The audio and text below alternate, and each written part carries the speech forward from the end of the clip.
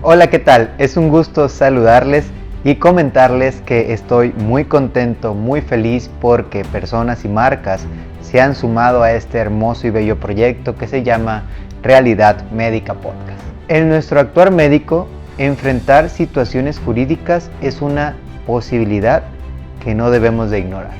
Blindaje Médico Jurídico cuenta con 18 años de experiencia y un equipo de abogados y peritos especialistas en medicina que se ocuparán en la reconstrucción de protocolos jurídicos en una fase anticipada y preventiva y en defensas correctivas contundentes.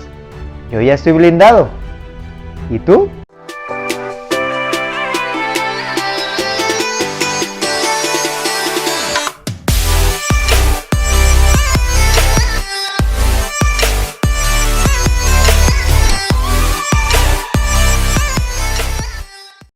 Hola, ¿qué tal? Bienvenidos a un nuevo episodio de Realidad Médica, donde descubriremos qué hay detrás de la bata blanca y platicaremos de cosas que nadie te platica en la vida del médico. Esta subespecialidad también me la han solicitado bastante. Es una subespecialidad que podemos entrar de diferentes caminos, podemos ingresar de diferentes caminos. En esta ocasión tengo a un colega mío, anestesiólogo, que hizo terapia intensiva. ¿Qué tal esta especialidad para los anestesiólogos? ¿Qué tal terapia intensiva? ¿Cuál ha sido su camino? Pues si te interesa saber estos caminos, pues aquí tengo a Rodrigo. Mucho Amigo, gusto. ¿Qué tal? un gustazo, gracias por aceptar la invitación, Doc. Este, yo sé que a lo mejor alguna gente ya lo va a ubicar, pero si se puede presentar para que la gente lo ubique, por favor. Bueno, yo soy Rodrigo Álvarez, soy médico con una especialidad en anestesiología y una subespecialidad en medicina del enfermo en estado crítico, lo que se conoce como terapia intensiva, medicina crítica, y el nombre largo es ese, medicina del enfermo en estado crítico. Y actualmente vivo en la ciudad de Puebla, tengo un puesto administrativo en un hospital del grupo Cristus Muguerza, soy director médico de un hospital y tengo la fortuna de poder hacer un poco de medicina administrativa, que estoy en ese camino, pero mi puesto me da la oportunidad también de ser médico operativo, como lo llamo. Yo sigo dando procedimientos anestésicos, sigo viendo pacientes en terapia intensiva, que es mi pasión, lo que me apasiona, ver estos pacientes graves, y pues andamos ahí, pues todo lo que se pueda hacer, dando pláticas, cursos y trabajando por el bien del paciente. Rodrigo, ¿por qué quisiste ser médico? La medicina para mí siempre fue como mi sueño. Yo quería ser médico desde niño y era algo que no sé por qué, porque en mi familia no hay médicos, eh, son contadores, mi papá es contador, mi mamá es licenciada en Relaciones Comerciales, mis tías son maestras, algunas, otras son contadoras y de pronto me nació la cosquilla de ser médico y fue una idea que se metió yo creo como a los 8 años y de ahí dije, tiene que ser por ahí. Una de mis tías sí, que ella, bueno, falleció de cáncer cuando estaba muy joven. Ella había estudiado medicina y después hizo contabilidad y se metía en esa parte. Pero yo llegaba a casa de la abuela y veía sus libros de medicina y como que decía, pues esto es el camino. Y me gustaba y entonces les daba unos golpes a mis hermanos, les sacaba sangre y también los curaba. Entonces era como parte de mi proceso de mi formación, sí. Pero pues yo creo que desde chavito era lo que me gustaba. Siempre como, yo voy a ser médico. Okay. No sabía nada de lo que era, porque no tenía un contacto que me referente, dijera, ¿no? Nada, pero era lo que quería hacer, sí. Ok. Rodrigo, tú eres de acá de la Ciudad de México. Yo soy de la Ciudad de México, soy originario aquí de la Ciudad de México y ahora radicando en Puebla. En Puebla. ¿Estudiaste en dónde? ¿En la UNAM? No, yo soy eso sí, de la familia, toda la familia estudió en el Instituto Politécnico Nacional. Entonces yo soy de aquí vecino de la Escuela Superior de Medicina, donde estamos aquí platicando, y soy de la Superior de Medicina del Politécnico Nacional. ¿Qué tal la universidad? Para mí, o sea, en tu año, ¿cómo te fue? En mi año fue, el instituto lo conozco por mis papás, tiene una gran historia, y la escuela de medicina donde yo hice medicina, su primer nombre por ahí de los 60 era la Escuela Superior de Medicina Rural. ¿Por qué? Porque en los decretos había muchos, la Facultad de Medicina de la UNAM ya era una universidad grande, y todos los médicos que salían, se formaban y se iban a las grandes ciudades, principalmente en México, a hacer las especialidades, y después iban a las grandes ciudades. Y había una deficiencia de médicos en las comunidades. Entonces, en los 60s deciden hacer desde el Instituto Politécnico Nacional la Escuela Superior de Medicina Rural. ¿Por qué? Porque la idea era que los médicos egresados de ahí salieran a las comunidades. Sí. Terminabas, te egresabas y te ibas a las comunidades. Pero bueno, fue creciendo, fue evolucionando y ahora del Instituto Politécnico es la escuela superior que tiene pues, mayor nombre, porque ahí está el Centro Interdisciplinario de Ciencias de la Salud, donde también tiene medicina. Está la Escuela Superior de Medicina y Homeopatía, que también es una área de la medicina alópata y homeópata. Y pues actualmente creo que la escuela ya tiene también su nombre en las universidades del país, con un buen legado que se ha ido formando. Y en mis años, pues era una escuela pública, sigue siendo una escuela pública, es una escuela pública donde el sistema fue por semestres. Y creo que eso me ayudó mucho porque también su matrícula era buena. Yo tuve la fortuna también que a los años me sirvió para la especialidad porque en la matrícula teníamos la materia de anestesia, cosa que en las otras universidades no tienen esa materia. Y era una carrera de 5 años con un año de internado y un año de servicio, y en la universidad eran 4 de carrera, año y servicio. Entonces en medicina acá en el Politécnico eran 7 años, y ya ibas un poco perfilado desde la vocacional, porque en la prepa aquí en México tenían un sistema de escuela vocacional, que es una preparatoria del mismo Politécnico, donde haces tu preparatoria y tienes una carrera técnica. Entonces yo en la vocacional hice el bachillerato e hice una carrera técnica en laboratorista clínico. Entonces ya te van ahí como perfilando un poco hacia qué quieres hacer. En ese año había técnico taxidermista, técnico laboratorista clínico, técnico laboratorista químico. Entonces, desde ahí, desde el tercer semestre, te dicen, pues, como que, ¿tú qué quieres hacer? No, pues yo voy a medicina. Entonces, vete para allá. Vete para laboratorista clínico. Estaban los farmacéuticos industriales o los que iban a biológicas, Escuela Nacional de Ciencias Biológicas. Ellos tenían que hacer o se perfilaban por técnico laboratorista clínico o taxidermia. Y ya más o menos te ibas perfilando hacia dónde querías hacer tu futuro, ¿no? Y el complejo Lázaro Cárdenas, que está aquí en el casco de Santo Tomás, tenía medicina, ciencias biológicas a la otra esquina, y ahí más o menos pues todos de ahí nos íbamos perfilando hacia las escuelas. Creo yo que buena escuela, tiene un programa muy bueno, maestros excelentes que me enseñaron un montón de cosas positivas, y creo que compite muy bien con las escuelas ahora en el país. ¿Qué te gustaba en la universidad, Rodrigo? O sea, ¿qué especialidad tú te gustaba? Fíjate que yo quería ver pacientes graves, porque también andaba metido en la cosa de prehospital, me iba a la ambulancia, era voluntario para Cruz Roja, me formé como paramédico, pero como no sabes, ¿no? Yo pensé que quería ser cirujano y después intensivista. Lo que no sabía es que el camino no va por ahí, o en esos años no va por ahí. Años anteriores sí puedes hacer cirugía y después hacer terapia intensiva, que incluso las terapias intensivas salen de la necesidad de los cirujanos, los pacientes se complican.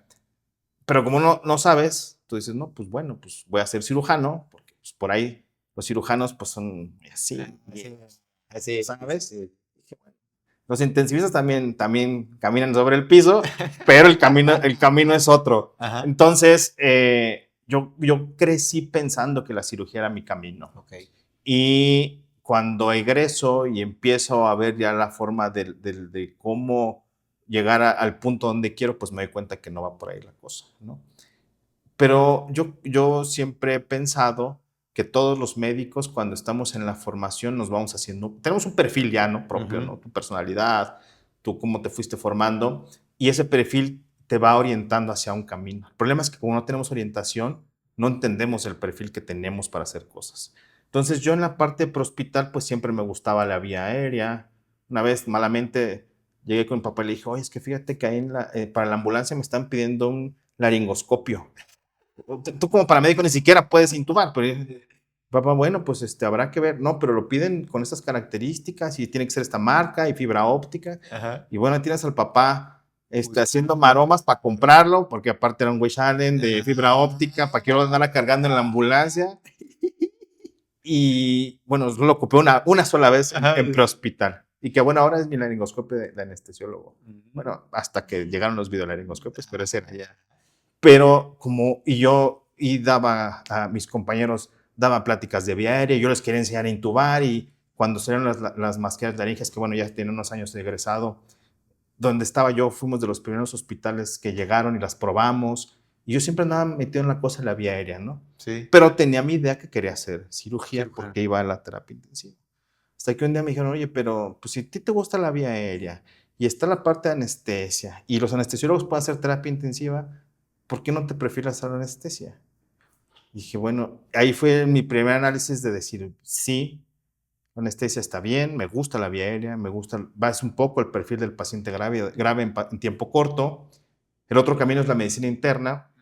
La neta, yo para la medicina interna, pues, No. sí ocupan un IQ mucho más alto Sí. que el que yo traigo, el que me ando cargando. Entonces, dije, no le voy a dar, Por ahí, no le voy a alcanzar. Ajá. Y las urgencias, a mí la urgencia se me hace sumamente abrumadora en este país, ¿no? Sí. Cada vez que bajas una interconsulta y vas a un servicio de urgencias, pasa que vas a la guerra Sí, y no. yo, o sea, no lo voy a hacer, tampoco lo voy a hacer. Entonces creo que el camino es la anestesia. Y me gustó hacerla. Creo que todavía tenemos muchas cosas que hacer en anestesia en este país como especialidad, pero entendí que por ahí era el camino, que era anestesia y después terapia intensiva. Y por ahí me perfilé.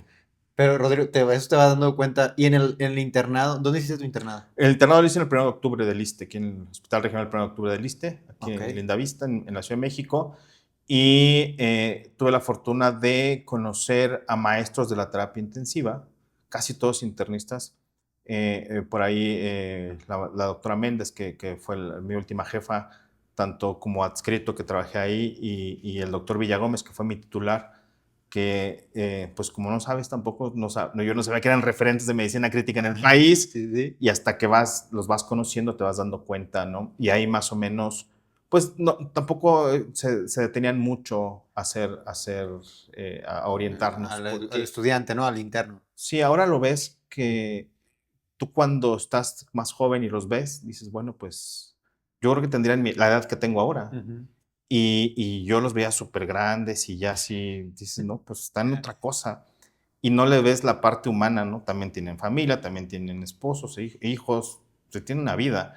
Pero en ese momento, pues tú estás tan metido en el hospital, ellos están metidos en su trabajo y tú no te paras a preguntar. Sí. Y ellos no se paran a decirte Sí. algo que no has preguntado, ¿no? Entonces, pero sí tuve fortuna de yo conocer esa terapia en el internado y tenía dos cosas claras en la vida. Una, que quería ser intensivista, y dos, que la quería hacer ahí con ellos en el 1 de octubre. Eso sí, eso sí lo tenía claro. Te quedó claro desde el internado, pues. Desde el internado y un poquito antes del internado, porque yo, la Escuela Superior de Medicina, mis prácticas me las mandaba a hacer algunas, la mayoría al 1 de octubre.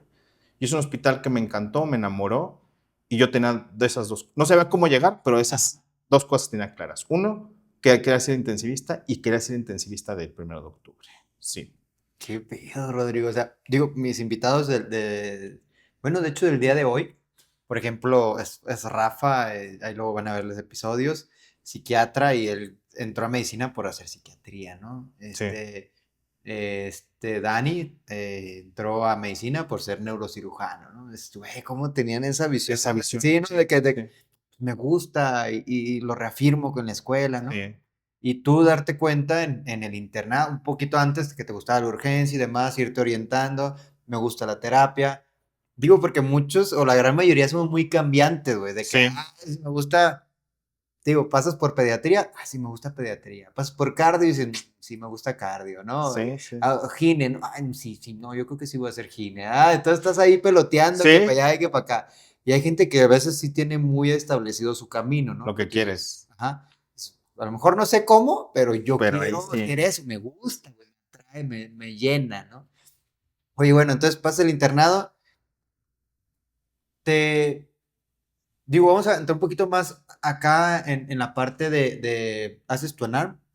¿Trabajaste en médico general? Trabajé en médico general en ambulancias, saliendo de medicina, Ok. y estaba en esa transición de irme a Puebla por algunas cuestiones personales. Ok. Y entonces trabajaba en Puebla en un hospital, llegué a trabajar a la Cruz Roja como médico general, en las urgencias, venía acá los fines de semana a la ambulancia, Y en algún momento llegué a trabajar a un hospital en la ciudad privado, Ok. se llama Hospital Betania, en esos años se llamaba así, y trabajaba en urgencias en un turno que tenía en las tardes o en las noches, depende de cómo andaba, Tú en ese como médico tiempo, general. tú en ese tiempo, Rodrigo, como médico general, digo, porque a mí me tocó trabajar de médico general en el Sí, servicio de urgencias, sí. me daba miedo, güey. No, a mí O también. sea, no te miento. Todavía me sigue dando miedo trabajar en Ah, un servicio de sí. urgencias. Pues digo, pero o sea, me daba miedo que llegara, por ejemplo, a lo mejor tú tenías ya un poquito más contacto que, bueno, de la ambulancia y demás. Pero como médico general de que llega un paciente infartado a lo Sí, mejor, o un paciente, digo, con algo, un traumatismo craneoencefálico, tú dices, oye, ¿qué le voy a hacer? sí, sí, sí. ¿No? ¿No te daba miedo? Me daba mucho miedo el no saber qué hacer con el paciente, el que tuviera una gravedad que yo no le pudiera resolver, pero afortunadamente en el camino he ido encontrando muchos médicos Ajá. y la parte de la medicina general creo que está mal vista en el país, está mal orientada y creo que hoy aquí en México faltan muchos médicos generales bien formados y que quieran hacer medicina general. Hay certificaciones para médicos generales, hay congresos para médicos generales y hay muchas cosas que pueden hacer y se tienen que hacer como medicina general donde creo que está también subvalorado el trabajo Sí, del médico ¿no? general. Devaluado prácticamente, sí, Devaluado. la Sí, verdad. entonces el médico general ahora piensa que si no hace una especialidad ya su carrera Fracasado. se fue. Y yo en ese camino conocí dos médicos generales, entre otros, que eran sumamente buenos haciendo lo que hacían. O sea, hoy sí te puedo decir que incluso más eficientes que médicos especialistas en medicina de urgencias. No me gusta usar el término porque siempre les preguntan, ¿cómo puedes catalogar que un médico es bueno o es malo? No hay esa respuesta no Sí, existe, sí. pero somos, él es buen médico, él es buen, no existe esa respuesta, porque al final los resultados también pueden ser un poco subjetivos. Pero yo en ese camino y en ese momento conocí médicos generales que eran muy eficientes en su trabajo, que siempre entregaban buenos resultados. Yo decía, bueno, pues algo les tengo que aprender. Sí. Y entonces ese miedo, que sí lo tenía, por supuesto que lo tenía, a veces incluso yo siempre tengo un paciente presente que era amigo, era uno de nuestros compañeros, porque en ese inter conoces muchos médicos Sí. generales que son ayudantes del cirujano y que no tratas con el cirujano, tratas con su ayudante, con el que trabaja con ellos, con el que les ayuda. Y entonces, pues, y llega su papá de uno de ellos y con un EBC isquémico y con sobrepeso, 5 de la mañana, pues te toca. Pues era yo. Ajá. Y vamos a intubar, y había que intubarlo, tenía criterios. Y el médico de piso, que era un amigo mío, baja, y pues ahí estamos los dos médicos generales, él ya con mucho más experiencia Sí. que yo. Y pues le voy a hacer un intento, y con el hijo aquí al lado, y dije, bueno, pues ahora sí, ahí vamos. Hago una primera laringoscopía, no le veo nada, y en ese, mi compañero me decía, hay que ventilar. Y yo así encima, hay que ventilar. Hasta que me dio un empujón, hay que ventilar. Y ya, me quedé así, ventilando. Y en ese momento dije, no, pues le voy a hablar pues, a los médicos que yo conocí, a los generales, ¿no? Sí. Dije, no, pues vive esta cholula en lo que llega y el otro quién dónde esté. Se me prendió el foco que todos los días a las 5 de la mañana llegaba un equipo a operar al hospital. Sabía que había un anestesiólogo en quirófano. Dije, hablen al doctor que baje ahorita. Ya le hablamos y que no va a bajar. Díganle que esto es urgente y que baje. Se bajó el anestesiólogo todo encabronado. Dijo, doctor, ¿no lo puedo intubar? Quítate. Paz. Vámonos ya. No me voy a sacar de mi quirófano, me dijo. Pero bueno, el papá estaba intubado, llegó el neurocirujano, el neurólogo, no sé quién hablamos. Lo trombolizaron, mejoró. Salió caminando el señor. Pero en ese momento dije, o sea, mis salvadores iban a ser, yo había pensado primero en médicos generales Sí. que había conocido haciendo bien el trabajo.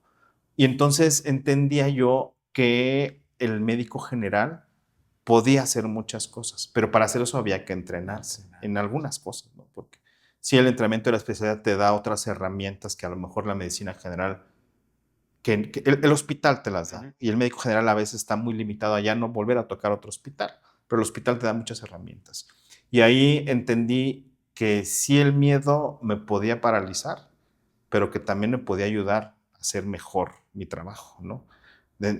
Ahí dije, bueno, pues, ¿cómo hubiera resuelto? Entonces les pregunté a todos, ¿y tú? y pues a las 8 de la mañana ya hacer un montón de respuestas, Sí. que le hubieras puesto una laringe y que le hubieras puesto una no sé qué, pues sí, pero en ese momento estás ahí.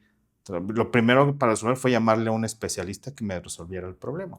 Pero sí, cada guardia era un estrés de que no me llegara otro paciente de esas características o algo que no pudiera yo hacer. No, y te lo voy a decir porque te lo voy a comentar porque te lo pregunté.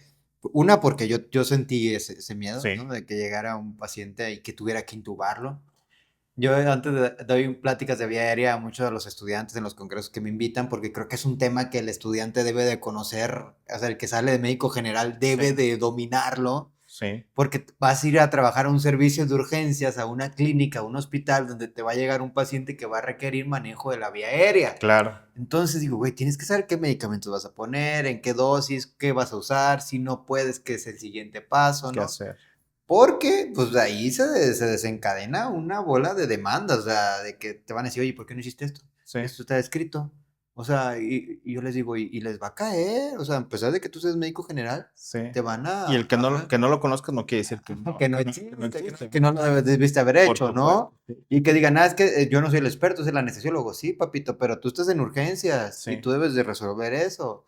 Entonces, te voy a eso porque yo voy a los estudiantes y muchos que han tomado BLS a lo mejor y ACLS desconocen qué medicamento van a colocar. Sí, Desconocen qué hacer si no pueden en la primera laringoscopía, segunda laringoscopía, no veo nada, ¿qué hago? ¿Qué es el siguiente paso? O sea, incluso hasta les digo, a ver, ¿qué es esto? Les muestro una mascarilla laringia, ¿no? Ahí me contesta, Sí. es una mascarilla laringia, ¿no? Algo que a mí me hubiera gustado, que me hubieran dicho, Por ¿verdad? supuesto. Entonces, creo eso también firmemente, que la formación que a veces tenemos de medicina general falta también enfocarlo a algo práctico de que te sirva. A ver, güey, tú de médico general, pues si vas a dar consulta, chido, pues también vas a trabajar en un hospital, vas a ser paciente Sí. hospitalizado. Y uno tener eso claro.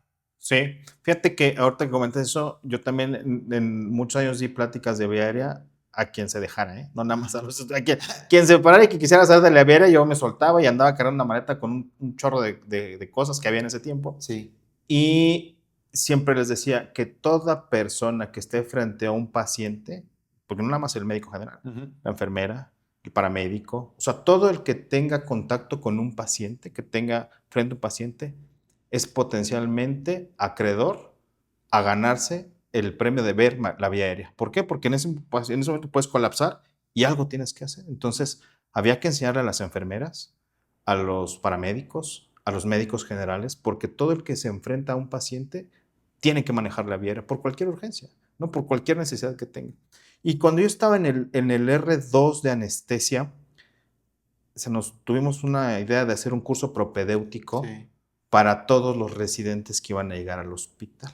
Porque yo siempre he querido que el hospital donde yo esté sea un referente de la medicina que se hace en ese hospital. Entonces, pudimos conjuntar a un grupo de mis compañeros residentes de anestesia, hicimos un curso propedéutico para los residentes que iban a llegar, no nada más de anestesia. Todos. Todos. ¿Y qué hicimos ahí? 5 cosas o 5 temas. Uno era cómo manejar el desfibrilador, cómo dar un manejo de vía aérea, cómo dar RCP, y jalamos un poquito a los residentes que iban a llegar de anestesia para enseñarles un poco lo que es la hoja, cómo preparar la máquina, porque tú llegas el primer día de anestesia. No sabes nada. Y luego, que como que conocieran las agujas, todo no sabes nada, ¿no? Y tampoco era hacer los anestesiólogos una semana, pero sí que tuvieran una noción de a qué vas a llegar. Y era padre que tenías en las aulas a los residentes de trauma, porque no nada más los que llegaban se asomaron, también como que los otros R's llegaban a ver, ¿estos qué están haciendo? Entonces ahí tenías a los R's de trauma, de cirugía, poniendo laringias, intubando maniquís, dando descargas, haciendo compresiones, porque son cosas que siempre decía, son los tips de la guardia, ¿no? O sea, la guardia puede pasar esto y hay que saber cómo darle ese tiempo en lo que llega alguien más que te pueda soportar. Entonces sí creo que el manejo de la vía aérea siempre, pues todos los que enfrentamos pacientes de cualquier especialidad, de cualquier área médica, tienen que estar preparados en saber qué hacer, cómo hacerlo, hasta dónde sí y con qué maniobras. Tus manos pueden ser unos auxiliares excelentes hasta que llegue alguien a recuperar a sus pacientes. Es importantísimo. Oye, Rodrigo, bueno, entras a la residencia, ¿hiciste tu residencia dónde? De anestesia. Yo hice un camino un poco largo porque yo estaba en Puebla. Ajá. y hice un primer año en un hospital que es el ISSSTEP, que es el del gobierno del estado, como el ISSSTE, pero el del gobierno del estado, que es el ISSSTEP.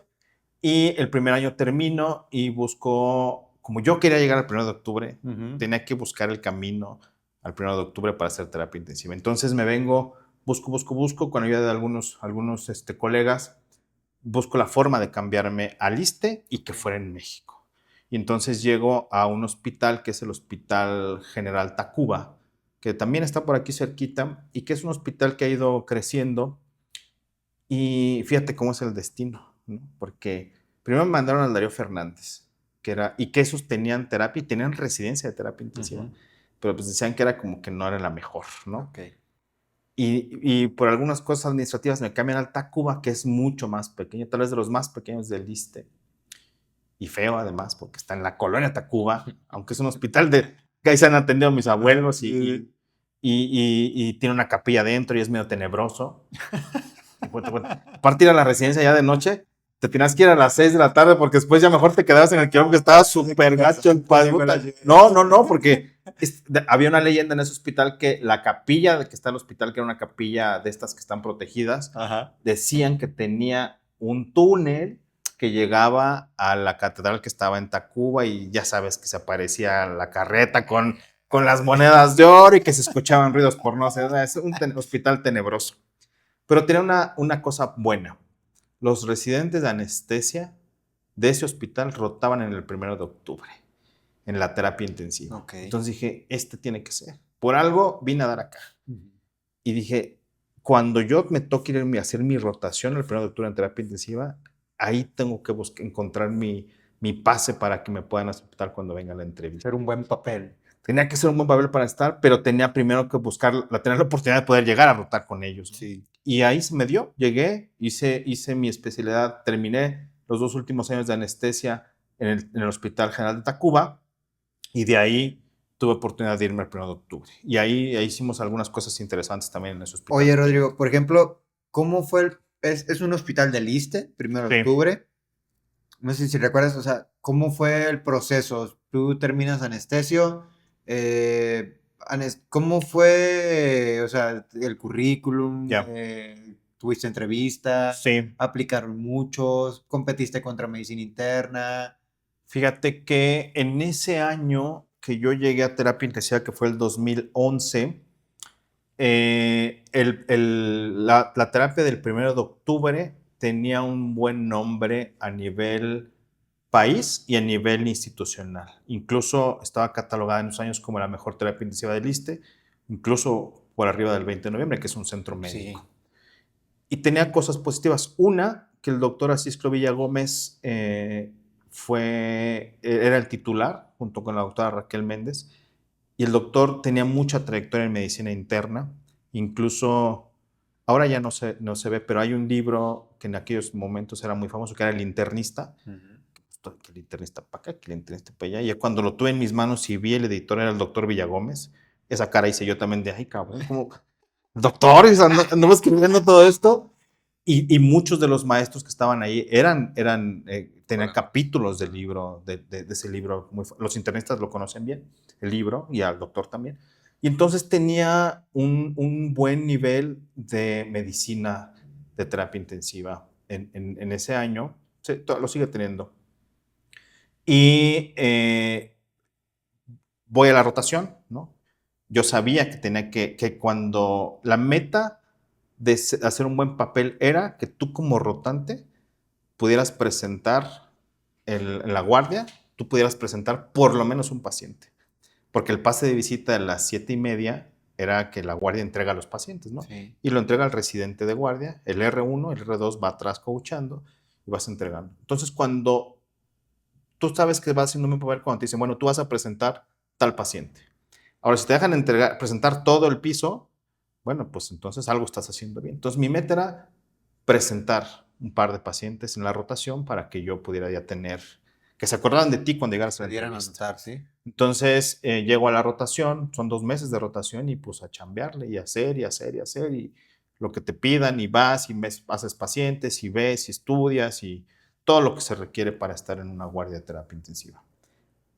Ya casi para terminar, tuve la oportunidad de poder presentar un par de casos, obviamente pues acabaron conmigo en las primeras preguntas, pero bueno, pues una parte también de la formación es que no te puedes echar para atrás, ¿no? O sea, tienes que estar ahí, estar y saber, decir y defender lo mucho, poco que hayas hecho en la guardia con esos pacientes. Y el proceso seguía, hay que hacer un examen de conocimientos. Sí. Hoy en día hay que hacer un examen de conocimientos, un examen práctico que genera la misma terapia intensiva y una entrevista, que en ese momento era con el doctor, a mí me entrevistó el doctor Villagómez para ver si sí o si no, y la doctora, como que unos entrevistaban otros entrevistaban, pero ese es el proceso para poder tener acceso a la subespecialidad, por lo menos en ese hospital. En ese hospital, okay. Sí, examen de conocimientos y un examen y una entrevista con los titulares. ¿Tú entraste en tu generación? ¿Cuántos entraron? Entramos 4. ¿4? Entraron 2 urgenciólogos. Okay. No, entró un urgenciólogo, un anestesiólogo, lo voy a decir porque así lo voy a mencionar, que yo debía ser el último, pero porque ese año entró Araceli, que es urgencióloga, Rodrigo, que soy yo como anestesiólogo, y entraron 2 internistas. Doctor Rafael, que era de interna del mismo hospital, el 1 de octubre, que también ellos tienen muy buen nivel de medicina interna ahí. Y entró otro internista que venía de un hospital, no recuerdo si era del ISEM o de algún hospital del Estado de México, y no lo recuerdo bien porque duró 15 días. Llegó, que sí que no, dijo no, pues esto no es para mí, se fue. Y en ese momento hay una lista de espera, y entonces llegó Giovanni, que era urgenciólogo egresado de ahí del 1 de octubre, y entonces la generación fueron un internista, 2 urgenciólogos y un anestesiólogo, que es mi generación. ¿Cómo te sentiste tú ahí, Rodrigo? O sea, digo, es lo que tú ya a lo mejor pues dirigiste un poco tu formación hacia saber qué hay en medicina, qué hay en terapia intensiva, muy probablemente en tus rotaciones aprendiste pues los procesos normales de la terapia intensiva, ¿no? Los protocolos, el trato, el abordaje del paciente en terapia intensiva, el tipo de paciente, que es completamente, bueno, no es completamente así, totalmente, ¿no? Pero, o sea, mucha gente puede decir, la sedación es la misma en quirófano, la sedación es la misma en terapia intensiva. La verdad es que yo creo que no. O sea, es diferente. A lo mejor mi inducción acá en quirófano es muy diferente al de terapia intensiva, claro, ¿no? Claro. Los medicamentos que yo tengo en quirófano a veces son diferentes a los que tienes en terapia intensiva. O sea, pero yo creo que a eso está más acostumbrado el urgenciólogo y el médico internista, ¿no? Sí. ¿Tú cómo te sentiste ahí entre 2 urgenciólogos y el internista? ¿Sentiste que te faltaba o al parejo de ellos? No, la verdad es que me sentí muy mal. Yo también estuve a punto de dejarla. ¿Sí? Cada mes que iba pasando, porque pasaron varias cosas, ¿no? Sí. El nivel de medicina que traían ellos era sumamente... Porque aparte, bueno... Otra eso, sí, ¿no? Yo venía de ser jefe de residentes del Tacuba. ¿Por qué no me van a recibir si yo soy el jefe de residentes? Y cuando llegamos y nos presentamos, bueno, pues Araceli era jefe de residentes de su hospital, de urgencias, Rafa era jefe de residentes de ahí arriba, y Giovanni había sido jefe de residentes del 1 de octubre de urgencias. Y dije, no, pues, esto ya se empezó a poner más complicado de lo que yo, más difícil de lo que yo pensé.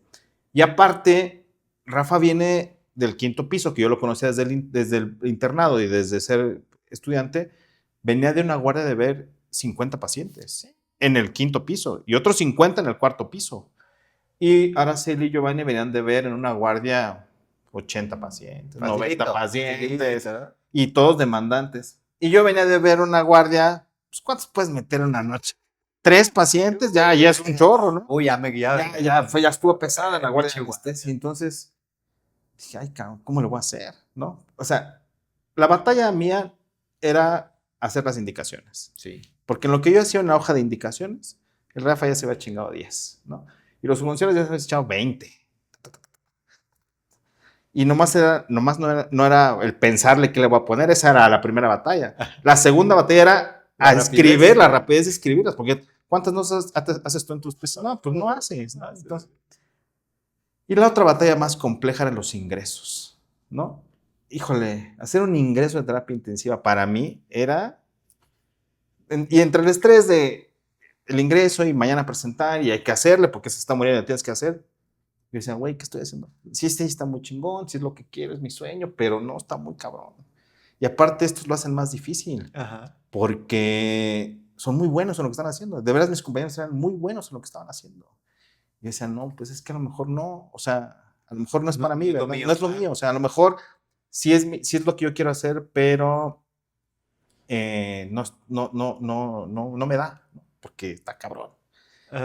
Y entonces, al otro día en la guardia llegaba Rafa y me decía, oye, quiero poner fentanil, ¿cómo ves?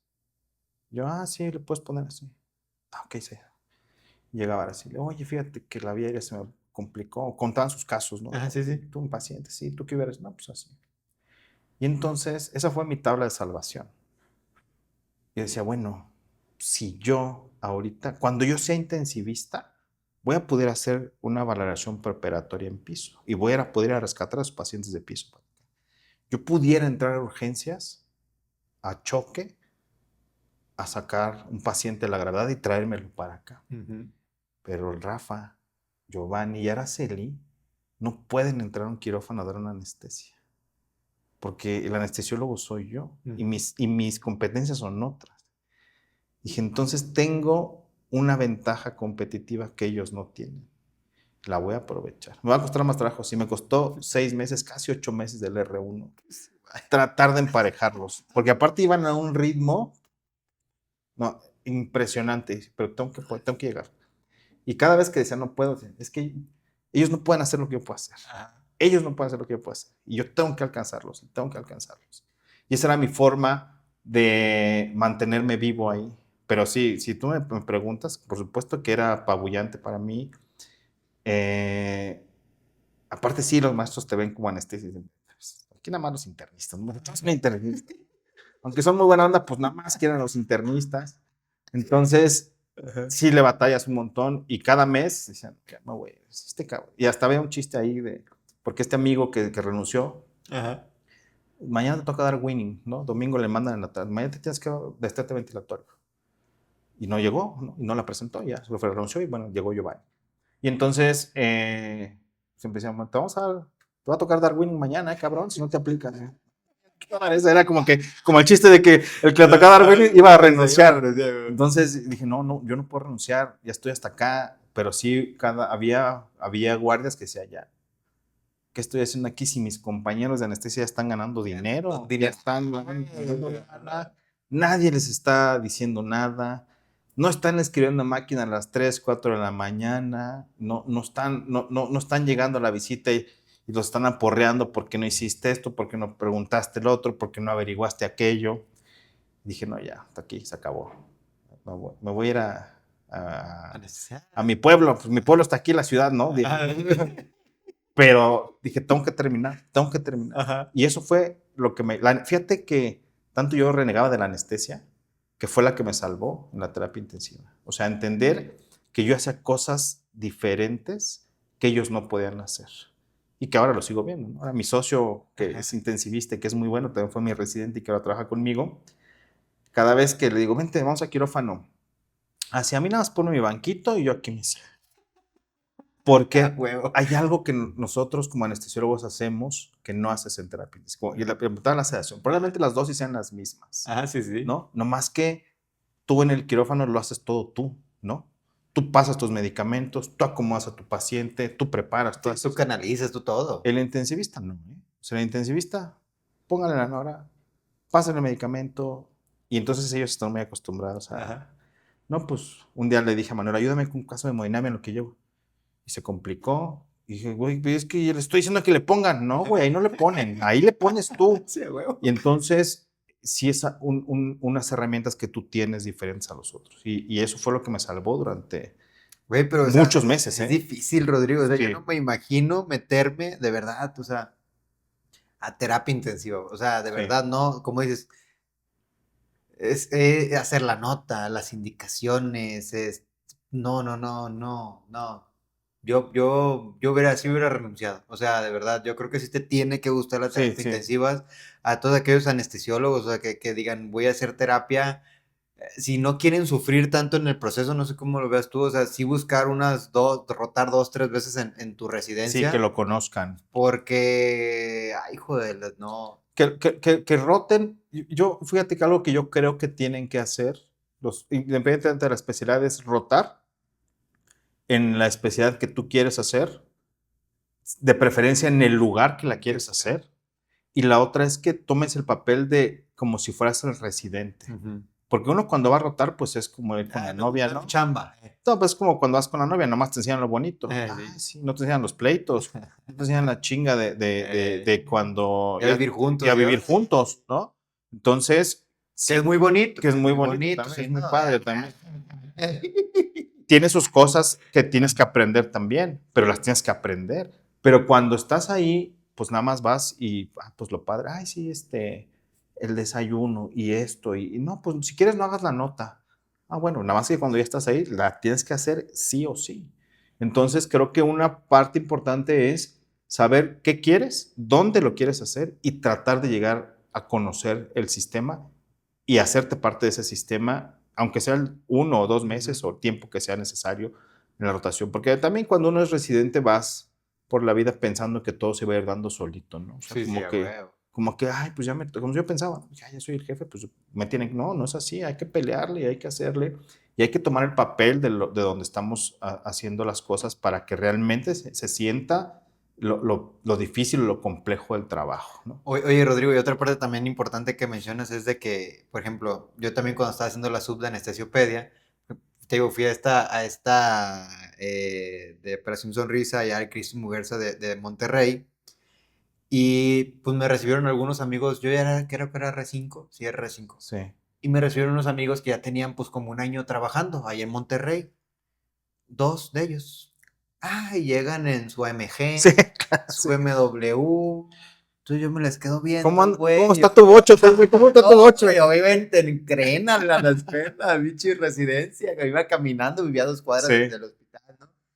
Decía, no mames, yo con mi sueldo de residente, pidiendo permiso para administrar paracetamol, güey, qué pedo, dije yo, no manches, y eso, güey, no, güey, aquí muy bien, y no, pues es que, pues es lo que nos ha dado, y no, güey, dije, no, o sea, eso también te pega, por lo que tú decías, Sí, güey, yo estoy aguantando la guardia, desvelándome, digo, ahorita tú dices, la neta, valió la sí pena, vale ¿no? la pena. Pero en ese momento sí te frustra, ¿no? De decir, güey, Sí, fíjate que yo también, digo, mis amigos porque aparte yo empecé la residencia más tarde que sí, otros, ¿no? Por esta idea de querer hacer otra cosa que no era, mi ENARM no fue la primera, fue como, o en la cuarta, no sé, 3, 4 horas, antes se pueden hacer más cosas, ahora ya no, pero yo no entré en en el primer año, tal vez ajá, el segundo, tal vez al cuarto año puede ser que haya entrado.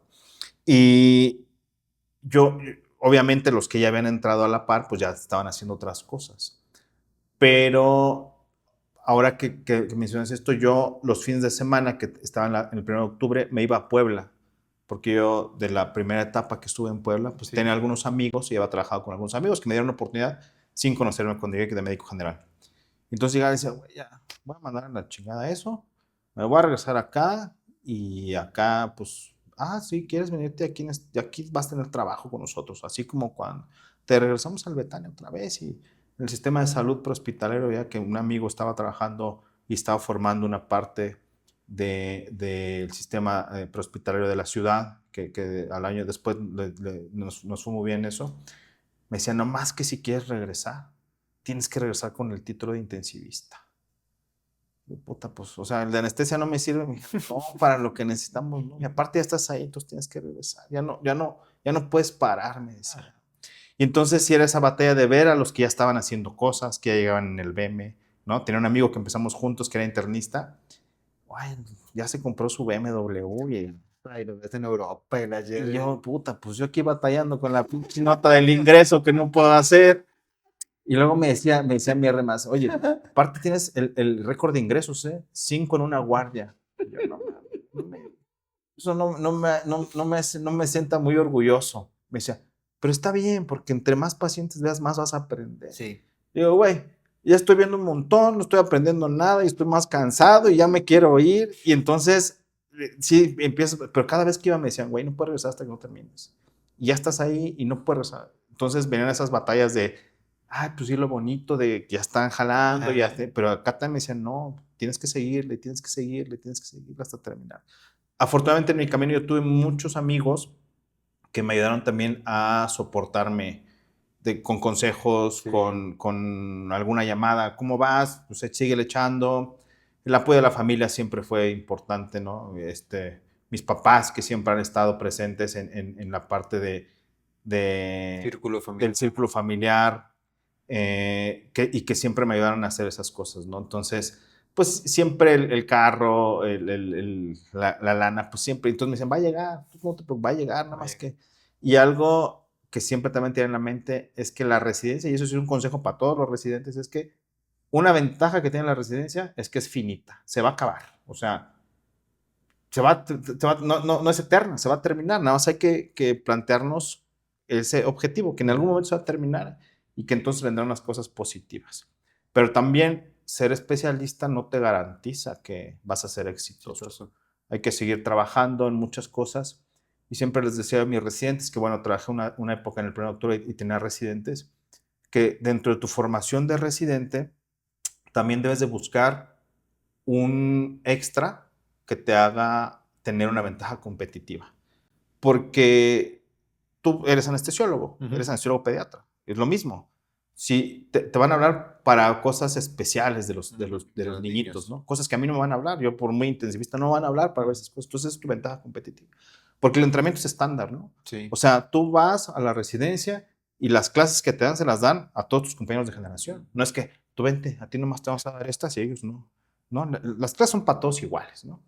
Pero ahí tú debes de encontrar un nicho que te haga ser diferente, que te dé un plus para que digan, uy, híjole. No, mejor llamamos al Rodrigo. Mejor llamamos al Rodrigo porque este güey es bien malo en esto, pero esto sí lo hace bien. Juan Carlos tiene este punto que hace que nos va a resolver ese problema, ¿no? Todos resolvemos todos los problemas, pero él tiene este extra, entonces hay que buscar ese plus que nos haga ser un especialista, porque todos sales de la residencia, eres un especialista estándar, ¿no? Somos iguales, entrenamiento es el mismo, pero tenemos que buscar una ventaja competitiva que no hagan los demás y que te permita tener una cosa especial para hacia los demás. Entonces, y a lo mejor esa es la otra batalla que debes de hacer durante tu formación, que es difícil porque en la residencia estás enfocado en sacar pendientes, en hacer esto, estudiar lo que te encargaron, pero siempre hay que tener esa mente en dónde más, qué más puedo hacer que me pueda dar esa ventaja competitiva cuando vas a salir de la residencia. Rodrigo, en base a eso,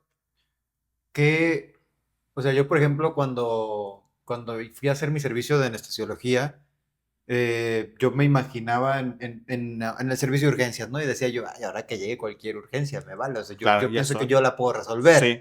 No le tenía miedo a nada, o sea, te puedo decir eso sinceramente, no le tenía miedo a nada. A ningún paciente, ni como viniera, ni como estuviera, ¿no? A diferencia de cuando yo era médico general, ¿no? Así que yo decía, sentí que di, o sea, varios pasos. Te platicaba de que, pues, por ejemplo, la anestesiología pediátrica me hizo pulir mi manejo anestésico. A todos aquellos anestesiólogos, por ejemplo, ¿a ti qué plus crees qué ganas al ser intensivista tú? O sea, eres anestesiólogo, pero aparte, intensivista, llamémoslo así, ¿no? Sí. ¿Qué plus te da? Fíjate que ahora platicaba yo con un alumno y les decía que la anestesia es como el piloto, ¿no? Para empezar, nadie te pela, ¿no? O sea, el piloto va a volar el avión, te vas a bajar, pero no piensas en el piloto porque te suben, te bajan. Y la anestesia es un poco el piloto de avión, ¿no? Para empezar, el piloto tiene que tener un checklist completo para poder arrancar el avión, si no, no. O sea, y hay varios güeyes que te están diciendo pues, la lista, Incluso hay algunos cursos de seguridad que están basados en las actividades de los pilotos, sí, ¿no? Para la seguridad del avión. Hay algunos cursos de anestesia que se encargan de esa parte. Y entonces, la chamba inicial del anestesiólogo es pues, dar tu procedimiento anestésico. Y eso es como arrancar el avión, ¿no? Es un punto crítico.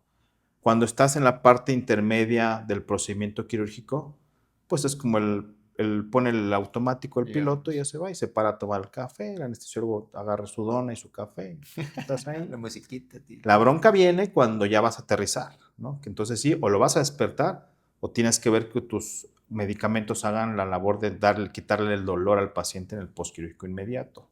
Y tiene sus puntos críticos. Creo que a mí la medicina intensiva me dio esa parte de afinar el tratamiento en la anestesia, el manejo en la anestesia, y no tener esa visión de túnel que tienes como anestesiólogo. O sea, yo al principio se decía, bueno, pues así nada más lo duermes, lo despiertas, se acabó. Y la terapia intensiva me dio una visión 360. Ahora, cada vez que entro a un procedimiento de anestesia, estoy viendo al paciente, estoy viendo las manos del cirujano, estoy viendo el piso, estoy viendo la orina, estoy viendo el monitor, estoy viendo cómo va a ser la ruta para llevarlo a la terapia intensiva o cómo va, en qué cama, incluso en qué cama de la recuperación va a quedar el paciente. No es lo mismo que lo dejes en la 1 donde está la central de enfermería a que lo dejes en el 5. 5, que nadie lo Que pega. nadie lo va a pelar. Eso, y cuando no tienes esa visión, dices, pues ya pásenlo a la recu y ya, ahí donde sea, ¿no? Entonces, a mí me ha dado una visión 360 de lo que es el paciente. Desde de la urgencia, desde el quirófano, en la misma terapia intensiva, ver espaldas, ¿no? A veces no ves lesiones que puedes tener o que incluso puedes generar en el mismo quirófano. Creo que a mí me ha ampliado mucho el panorama de lo que es el paciente y entender que el paciente tiene un montón de cosas en ese momento que llega al quirófano, aunque sea un paciente programado, ¿no? Sí. Hay que averiguarle todo lo que se pueda, porque cuando se complica, ay, es que le hubiera preguntado esto, ay, es que le hubiera preguntado lo otro. Entonces, creo que a mí la medicina intensiva me dio una visión mucho más amplia de lo que es un paciente grave y no grave, porque esos pacientes que están graves ahora en la terapia, en algún momento estuvieron sanos. Y entonces hay que buscar en qué punto o qué pasó para que se pusieran graves esos pacientes. Algo pasó, algo pasó. Entonces, creo que a mí me ha ayudado a evitar que pasen esas cosas para que esos pacientes se pongan graves. Habrá ocasiones que son diferentes situaciones que los llevan. Hoy mismo tenemos un caso bien complejo, que no es culpa de nadie, pero ahora está en la terapia intensiva ese paciente grave. Pero bueno, hay que ver cómo resolverlo en ese momento. Y me ayudó a no retrasar las decisiones.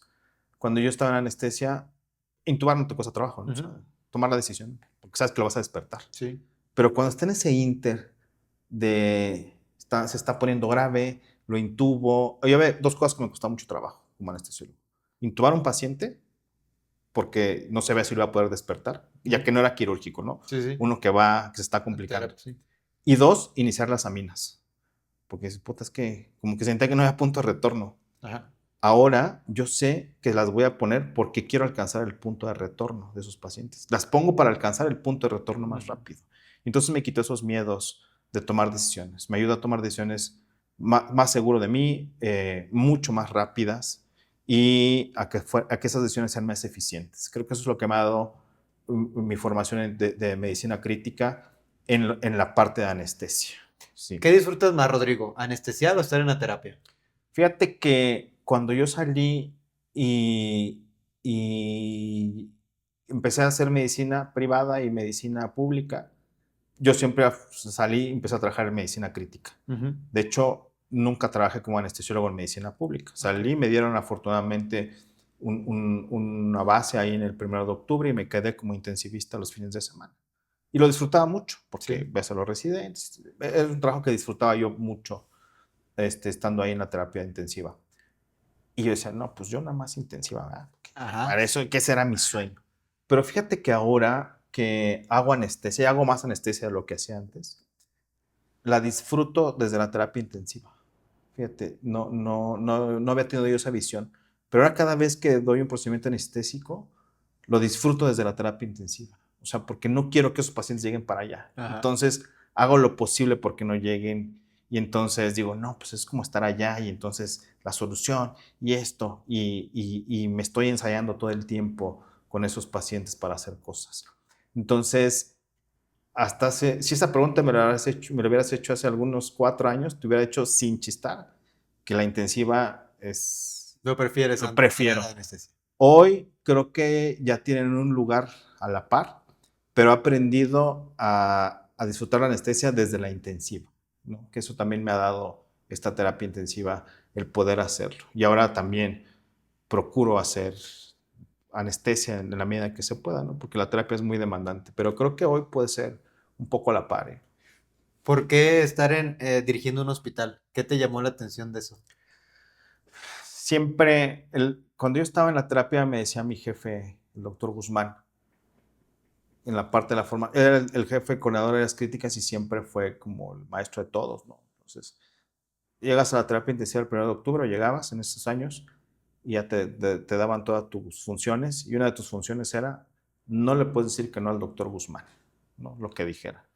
Y el doctor, eso se lo había ganado con años, Sí. ¿no? Siempre ha sido, y es un tipo, un tipo sumamente respetuoso.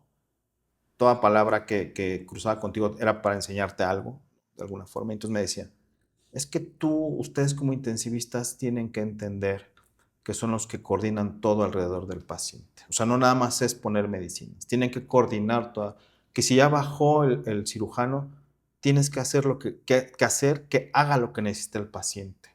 Si ya bajó el otro interconsultante, tienes que hacer que haga lo que necesita el paciente, tú coordinas. Y a la par de los interconsultantes, el equipo de enfermería. Entonces tú eres como la mamá, tienes que coordinar todo y tienes que estar bien con todos. Porque si ustedes están peleados con las enfermeras, el paciente le va a ir. Si estás peleado con los interconsultantes, al paciente le va a ir. Ustedes son los que coordinan todo esto. Y tienes que aprender esas cosas porque un día vas a ser jefe de terapia intensiva. Y entonces estas herramientas te van a servir para eso. Y dije, ay, pues claro, ¿verdad? Un día voy a ser. Y después dije, bueno, seguramente se lo dice a todos, ¿verdad? Que todos vamos a ser jefes.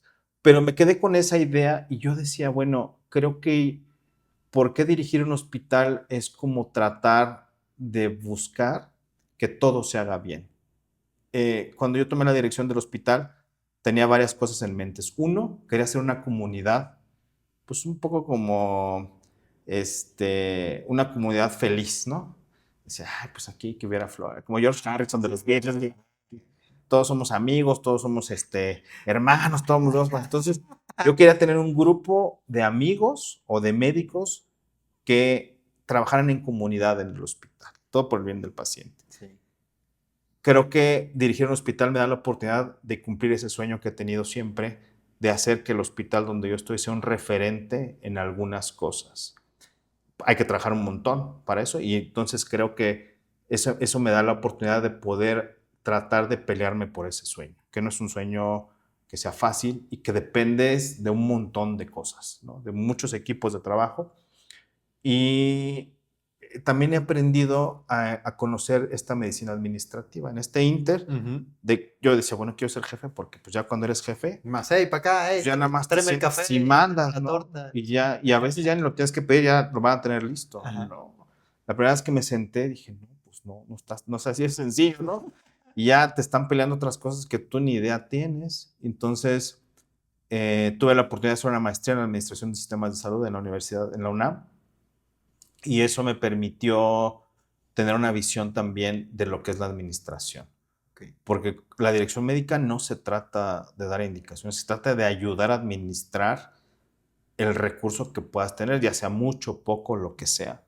Administrarlo y a generar más recurso para el hospital para cumplir tu sueño, ¿no? Si no puedes administrar ese recurso y no puedes generar más recurso, no puedes tener una comunidad médica tranquila que quiere ir a tu hospital, no puedes hacer que tu hospital sea un referente de atención. Entonces, es parte de cumplir ese sueño de hacernos eficientes, de tratar de mantener un trato cálido. Hoy en nuestro hospital, y no nada más en Cristus en Puebla, sino en todo el grupo Cristus, la planeación a los siguientes 5 años es que tenemos que trabajar en un concepto donde los pacientes puedan tener una experiencia memorable en el hospital. No es una cosa sencilla porque nadie va por gusto al hospital. Sí, a huevo. Tienes que hacer que la medicina funcione, pero también tienes que hacer que el paciente se sienta bien dentro del hospital, desde todas las aristas, familiares, médicos, cuidadores, el mismo paciente, ¿no? La atención central del paciente. Y siempre yo he pensado que tienes que adaptar el hospital a la necesidad de cada paciente, ¿no? Porque el paciente, no todos los pacientes se enferman igual, ¿no? Y no todos tienen las mismas necesidades, entonces tienes que adaptarlo. Y creo que la administración, la dirección, me permite hacer esas cosas con los pacientes. Me permite tener esa visión y poder generar esas experiencias desde el trabajo, desde el cómo poder modificar o planificar algunas cosas en el hospital para que sea un poco más cómodo, que cuando eres médico, interconsultante nada más, no te permite, vas, haces y te vas, ¿no? Entonces, la administración a mí me ha dado buenas sorpresas también en cuanto a qué se puede hacer dentro de un hospital. Me dio muchos golpes también, fue difícil al principio, muy difícil. También hubo veces que dije, no, ya, o sea, ¿por qué no sigo ganando dinero? En fin, siempre la especie, ¿no? Pero he tenido la fortuna de tener un buen equipo de trabajo para poder seguir haciendo mi medicina y poder hacer la parte administrativa. Hace poco me hablaron de otro grupo, me dijeron que me estaban ofreciendo impuestos, también de dirección médica, y una de las condiciones era que, bueno, no podía hacer práctica privada, no podía hacer medicina. Sí. Dije, pues no, ya con eso pierdo mucho Descarto. valor. Y algo que me atrapó mucho en Christus fue que una de las condiciones para yo ser director médico es que era sí o sí, tenía que hacer medicina, tenía que hacer práctica médica en el hospital. Bueno, la puedo hacer donde yo quiera. Sí, sí. Pero idealmente en el hospital, porque justamente permite tener la visión de la trinchera y no nada más del escritorio. Sí, a huevo. Cuando Tú ves tomas, lo que falta, quién sí, está quedando bien, ¿dónde falta? dónde falta. ¿No? ¿Por qué se descomponen los equipos? ¿Qué hacer para que se mantengan con más vida media bien? Entonces, estar en la trinchera y estar en el escritorio te da una visión también padre del hospital que en algún momento no había yo contemplado. Que ha sido de las sorpresas desde la dirección, pero sobre todo en este grupo hospitalario que me permite hacer estas cosas de hacer mi práctica privada y hacer la parte administrativa. ¿Qué tal la calidad, ya casi por último, Rodrigo, qué tal la calidad de vida de los intensivistas? O sea, tú eres anestesiólogo y Sí. creo que eso difiere un poquito de los internistas y los urgenciólogos, Sí. ¿no? Pero en general, del intensivista en general, ¿tú cómo la percibes, la calidad de vida de ellos? Creo que es compleja esa respuesta Ajá. porque depende qué quieres, ¿no? Ok. O sea, depende tú qué quieres. Si quieres un Porsche, pues probablemente no es la intensiva la respuesta a esas preguntas. Pero por ahí habrá algunos que dicen, pues yo sí tengo, ¿no? Tengo varios maestros ahí de otras ciudades que, pues, por supuesto que tienen su carrito bien y pues no le batallan. Pero depende de qué quieras tú. La calidad de vida de todas las piezas creo que puede ser buena siempre y cuando tengas claro qué quieres cuando sales del hospital. Cuando sales del turno, de tu paciente, la terapia intensiva es sumamente demandante, sumamente demandante. El paciente, el familiar te quiere ver a todas horas, ¿no? Quiere una respuesta de cómo va su familiar, a veces en la noche, en la madrugada, a la hora que sea. Si tengo un paciente grave en la terapia y algo pasa, tengo que ir a esa hora y dar informes y atender lo que se requiera para ese paciente. Ujú. Entonces, depende mucho que quieras.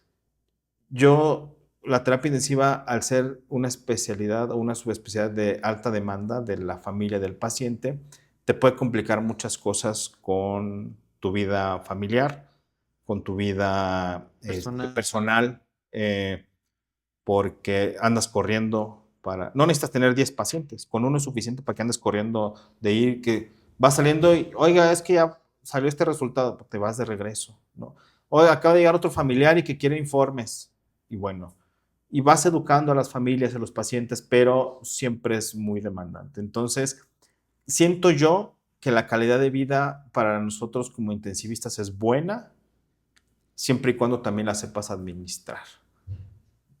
Porque si tú, por ejemplo, fíjate, una analogía que he estado haciendo recientemente. En Puebla hay varios grupos hospitalarios, ¿no? Sí. Grandes. Pero si tú vas a uno, al otro, prácticamente el grupo de médicos es el mismo aquí, acá, acá, acá. Y platicaba con mi amigo que es internista, intensivista, y decía, güey, es que fue a hacer mi examen de consejo y me dio un número que ni siquiera me acuerdo, enorme de internistas. Ujú. Dije, y de consejos son tantos, de esos tantos. Dijo, oye, ¿y tantos internistas hay en Puebla? Me dijo, sí. ¿Y dónde están? Porque aquí a Betania, aquí a Cristus, hay 5 o 6. y en el otro hospital hay otros 5 o 6, y de ahí más o menos se mezclan. Sí, sí. Y en el otro están otros, y más o menos así andan, ¿eh? Ujú. ¿Dónde están los otros miles que me dices que están? Por supuesto, hay muchos trabajando en clínicas pequeñas, consultorios, y lo mismo pasa en anestesia, ¿no? Sí, sí. O sea, tú que haces medicina privada, seguramente te encuentras a los mismos en todos los hospitales. Ujú. ¿Y los demás dónde están? Y no creo que no tengan trabajo. Estarán operando en algunos otros lugares que, pues ya es decisión de cada quien, donde quieras tú Para operar. hacer tu práctica. Yo, platicabas tú que te pagaban tanto. Yo, la primera anestesia que di privada en Puebla, me hablaron y al otro día me dijeron, no, pero pasas temprano por tu dinero en efectivo. Bueno, pues ya empezó a hacer la maquinita así como decían, chin, chin, ¿no? 600 pesos. Ah. Me hablaron a las 5 de la mañana, en automático contesté y me salí. No sé a qué hospital iba. Ajá. Y fue en automático. Dije, no, pero ¿quién me habló? ¿Y a qué hospital voy? Dije, no, pues me paré en el carro. Dije, no, pues no sé. Y pues que me vuelvan a hablar, porque si no me voy a regresar. Oye, te estamos esperando. Oye, pero ¿quién eres? Soy tal, acuérdate. Ah, sí, ya me acordé. Y vente a tal hospital. Ah, sí, ahí voy. Es que, güey, perdón, no sabía quién era. Ajá. Una cesárea, un bloqueo, ya de volada. Y vámonos. Mañana temprano pasas por tus honorarios. Sí, gracias. Oye, fíjate que es que yo estoy en Betania, pero no, pero si tú te has cargado de todos nuestros pacientes y volumen y ya sabes. ¿No? Dije, no, pues sí, temprano platicamos. Pero al ratito pasas, ¿eh? Sí. Paso, me dan mi sobre. A huevo, que se Y ya con todo eso que me dijo este cabrón, pues ya, 600 pesos me pagó. Dije, ¿sabes qué, güey? Dije, toma, no quiero ver ninguno de tus pacientes y no me vuelvas a hablar, por favor. Oye, pero es que, no, güey, gracias, en serio. No quiero esta cantidad porque me estás insultando. Y, güey, ni yo y no era nadie, yo para ponerme mi. Pero realmente, si no empiezas a hacer esas cosas, Ajá. ¿y por qué hacen eso? Porque alguien lo va a hacer. Alguien lo va a hacer. No, alguien va a llegar y lo va a hacer. Ujú. Pero dije, pero yo no voy a ser ese alguien. O sea, yo no voy a ser ese alguien que le va a dar en la madre a esta especialidad. Dije, pues con la pena. Y entonces, de eso de los otros pacientes, güey, no me vuelvas a hablar en serio. No voy a venir por esa cantidad. Y no porque yo diga, "Ay, yo soy". No, no, Soy el no. mejor. No, pues No, lo que no. merezco, simple y sencillamente. Simplemente es lo que creo yo que vale la pena por el trabajo que estamos haciendo todos. Porque hay que aprender también a respetar tu trabajo y respetar el trabajo de los demás. Entonces dije, no, pues aunque sea pobre, pero no voy a ir a quedar eso por un procedimiento a esas horas de la madrugada, que tú sabes que si hay una demanda, bueno, pues nomás no te va a alcanzar con Ajá. esto. Entonces, creo que la vida va a depender mucho de cómo lo hagas, dónde lo quieras hacer, porque también tienes que tener fijo, claro, tienes que tener claro dónde quieres hacer tu práctica, Ujú. ¿no? Que va a ser difícil, pues también no es fácil, ¿no? Sí. Entrar a los grandes hospitales, hacer cosas chidas en la medicina pública también se puede y también puede redituar. Siempre buscar esa ventaja competitiva de la que hemos platicado. Pero creo que sí es redituable para el intensivista cuando lo haces bien, cuando haces colaboración, porque no es un trabajo individual, tienes que colaborar. Algo de lo que hacemos ahora nosotros son equipos de colaboración, tenemos grupos de trabajo con los médicos y una parte también es administrarle el gasto al paciente, porque puede llegar, oye, pues ¿cuánto me cobras por esto? Porque Sí. tanto, ¿sabes qué? También creo que hay que ser Justos con el paciente y hay que administrar el recurso al paciente. Y eso hace que te lleguen más pacientes y que te ayuden a que también sea redituable para ti. Pero hay que administrar también esa parte del trabajo. Pero creo que la respuesta es que sí es redituable para nosotros, siempre y cuando aprendas a administrarlo. Amigo, ¿volverías a ser intensivo? Siempre, sí. Algo que me ha caracterizado y que siempre les digo que, ¿por qué hago intensiva? Porque es mi pasión. Todos los que hacemos algo tenemos que hacerlo con pasión. Tienes que encontrar esa llama, esa pasión para que te haga hacer las cosas. Y la intensiva para mí es esa pasión. Yo no podría hacer otra cosa que no fuera cuidados intensivos.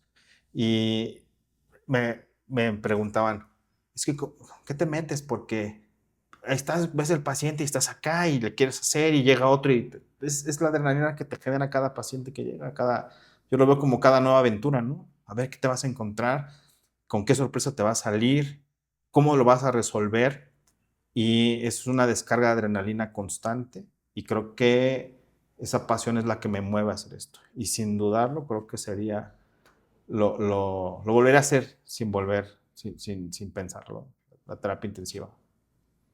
Pues ahí está. Terapia intensiva desde la vista de Desde anestesiología. anestesia, sí. En este caso, después vamos a tener a lo mejor de parte de urgenciólogos, de medicina interna, para ver cómo cambia Esa pues la perspectiva. perspectiva, ¿no? La visión, el abordaje como tal, cómo pasaron el proceso, porque ya le preguntaba a Rodrigo y para mí creo que sería muy, muy, muy difícil de verdad. Rodrigo, pues muchísimas gracias por venirnos a compartir aquí tu experiencia de intensivista, en anestesiología, dirección de hospital, todo pues en uno. Sí, no, muchas gracias por la invitación y gracias por permitirnos compartir esta parte del sentir de cada uno de nosotros, porque pues te paras ahí enfrente y nada más pareciera que ya, pues es el doctor y ya no. Esos no sienten, esos no piensan, esos no, nada más hacen su chamba, no. También dormimos, también comemos, también vamos al baño, también nos mojamos cuando llueve, es lo mismo, somos un humano más, nada más que con otro entrenamiento, ¿no? Siempre ahora con el COVID les dije, es que no, esta es la guerra, esta es la guerra. Y nosotros cuando fuimos al hospital a entrenarnos en la residencia nos estamos preparando para la guerra.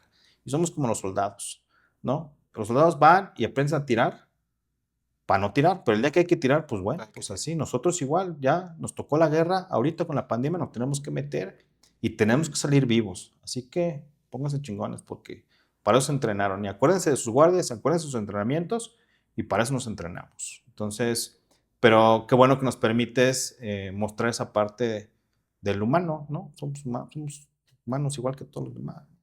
Ahí El está. pellizco te va a doler. Oye, Rodrigo, no, pues muchísimas gracias. Aquí está Rodrigo. ¿Estás ahorita en redes sociales, Rodrigo? Sí, tengo el Instagram, el Facebook, ¿no? Ajá, por ahí lo DR Rod Álvarez, y ahí estamos. También participa Rodrigo en algunos cursos de Sí, ultrasonido. tengo la fortuna de ser parte del grupo de entrenadores para WinFocus México, que es un grupo de una red internacional, entonces damos cursos de ultrasonografía crítica en paciente grave. Colaboro con la Asociación Médica Científica MIVA, entonces damos cursos también de manejo avanzado de vía aérea. Vía aérea, MIVA. En escenarios críticos, ¿no? Un poco esa visión 360 de cómo abordar una vía aérea, no solo desde el papel de intubar, ¿no? O sea, cómo reanimar a un paciente y lo vas intubando a la par cuando tiene esa necesidad. Y tengo la fortuna desde que soy residente ser parte de los profesores del Colegio de Medicina Crítica. Entonces, al Congreso voy a dar plática y coordino el capítulo de ultrasonografía crítica para el Colegio Mexicano de Medicina Crítica. Entonces, sí, andamos haciendo algunas cosas, nada más que eso de las redes a veces no se nos da tanto, ¿no? Nos falta un poco en ese punto. Ahí está Rodrigo para que vean, o sea, de todo, curso, no, les digo. Amigo, muchísimas gracias. Muchas gracias, muchas gracias. Gracias a ustedes también por ver estos episodios, espero que les haya gustado. Si les gustó, pues también denle like, compartir, comenten. Cualquier cosa, duda, pregunta, pueden preguntar a mí o a Rodrigo sin ningún problema. Y pues nos vemos en el próximo episodio.